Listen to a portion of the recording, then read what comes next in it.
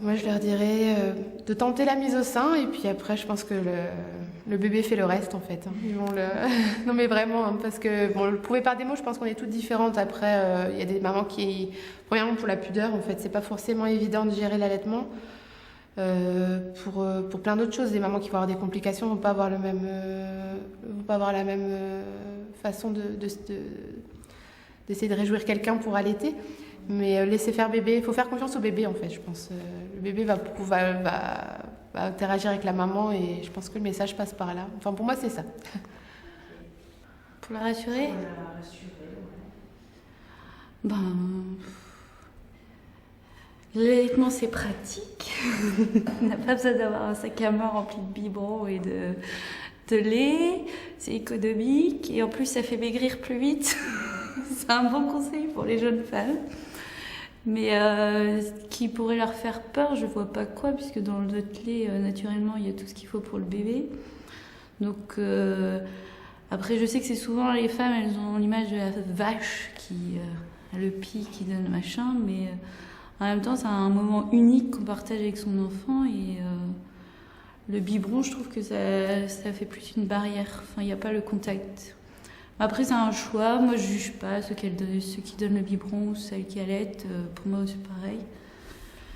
Mais il y a que du positif dans l'allaitement. Après, je pense que c'est bien de parler de la relation quand même privilégiée qu'on peut avoir avec l'allaitement maternel. Après, il faut qu'elle fasse un choix éclairé. Il faut qu'elle se rapproche aussi des professionnels de santé. Et puis après, je pense que l'allaitement, il faut que ce soit quelque chose de personnel. Il ne faut pas qu'elle le fasse non plus à contre-cœur. Mais moi, je dirais d'essayer et puis voir avec son enfant comment ça se passe. C'est difficile, je pense que surtout pour une première maman. Quand on est primipare, c'est pas toujours évident. Et je pense que quand le bébé sera là, et puis lui dire la relation. Après, il y a le côté pratique et tout ça, mais je pense qu'il y a des choses qu'elles savent déjà aussi. Donc, moi, je pense qu'il faut écouter son envie à soi. Quoi. On le sent ou on le sent pas, on peut pas le faire si on le sent pas. Quoi. Moi, je peux comprendre les inquiétudes. Sincèrement, parce que c'est pas évident, parce qu'on parlait des crevasses tout à l'heure, c'est vrai qu'il y a des crevasses qui sont plus ou moins douloureuses, on supporte plus ou moins facilement la douleur, ça dépend de chaque personne. Sincèrement, je l'encouragerais, parce que je lui dis que je me dis que quoi qu'il se passe finalement, pour moi c'est naturel. Et a priori, c'est la meilleure des, sincèrement, c'est la meilleure des choses qui puissent se faire, quoi.